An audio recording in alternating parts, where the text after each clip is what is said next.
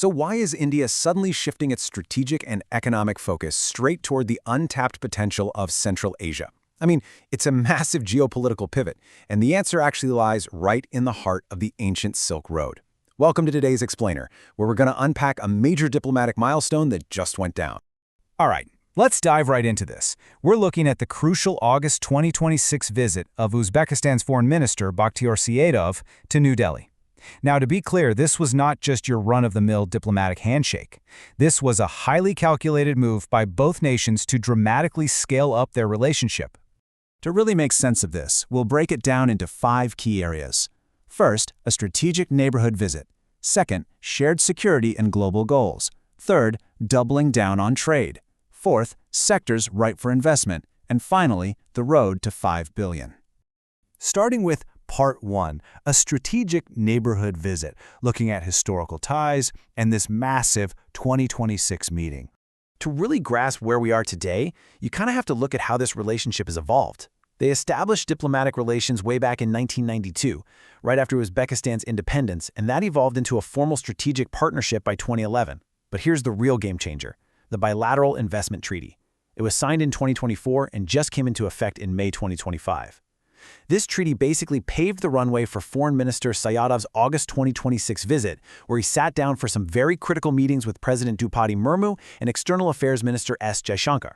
Moving on to Part 2, shared security and global goals, and how they're aligning on the world stage. During those meetings, External Affairs Minister Jaishankar made a point to emphasize that both nations have, and I quote, zero tolerance towards sanctuaries and towards cross-border terrorism. And why does that matter to us? Well, both of these developing nations share a very real, very hardline stance against extremism and drug trafficking.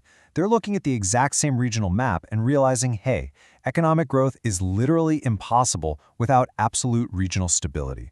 And this shared security alignment translates directly into reciprocal backup on the global stage. It's fascinating. Uzbekistan is actively backing India during its time as the chair of BRICS in 2026. In return, India is throwing its full, undivided weight behind Uzbekistan's upcoming chairship of the non-aligned movement from 2027 to 2029. Plus, they're cooperating super closely within the Shanghai Cooperation Organization, or the SCO. They absolutely have each other's backs in these major global forums. All right, Part 3, doubling down on trade, which is really an aggressive economic push. Look at this number right here, $1.5 billion. That is the current bilateral trade volume between the two nations. It represents a recent 30% growth, actually crossing the $1.3 billion mark just last year to hit this brand new milestone. But honestly, here's what's even more impressive. There are currently around 400 Indian companies actively operating in Uzbekistan right now, with a joint project portfolio exceeding $5 billion. That's huge. But even with all that, both sides agree. This current trade volume is really just a drop in the bucket compared to what they can actually achieve together. And that leads us to some incredibly ambitious growth targets. They want to jump from the current $1.5 billion to $2 billion by next year.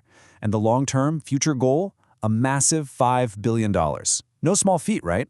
These targets were laid out by Uzbekistan's Minister of Investment, Industry and Trade, Laziz Kudratov, over at the Business Forum in New Delhi. And a major catalyst for this kind of growth, India's active support for Uzbekistan's accession to the World Trade Organization, especially since they just signed a bilateral market access protocol back in May 2026.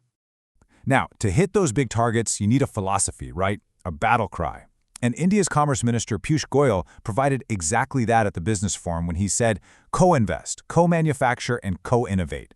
This is the narrative drumbeat right now. He's calling on businesses from both nations to not just, trade goods back and forth, but to actually integrate their economies.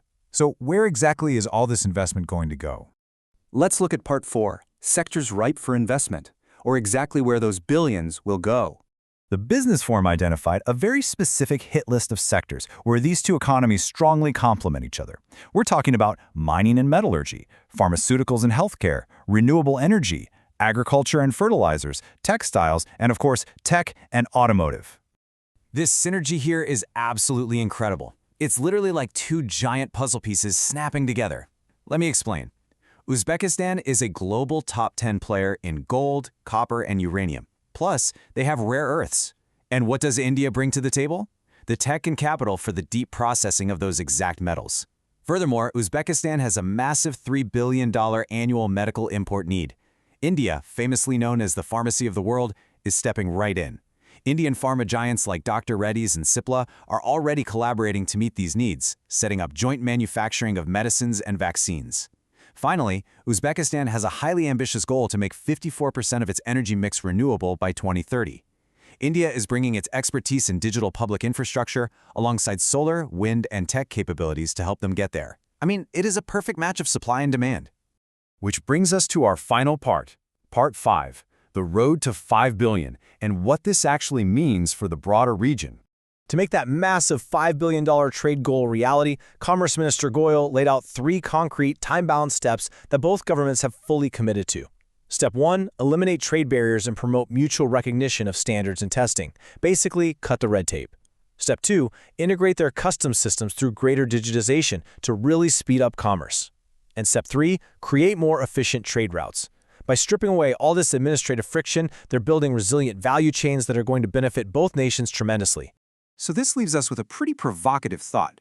Could the India-Uzbekistan partnership be the key that finally unlocks Central Asia's massive potential for the rest of the world? By marrying Uzbekistan's abundant natural resources with India's massive market, technology, and manufacturing power, this alliance is doing so much more than just boosting bilateral trade. It is actively reshaping the economic and strategic map of Asia. This is definitely a geopolitical space you're going to want to keep a very close eye on.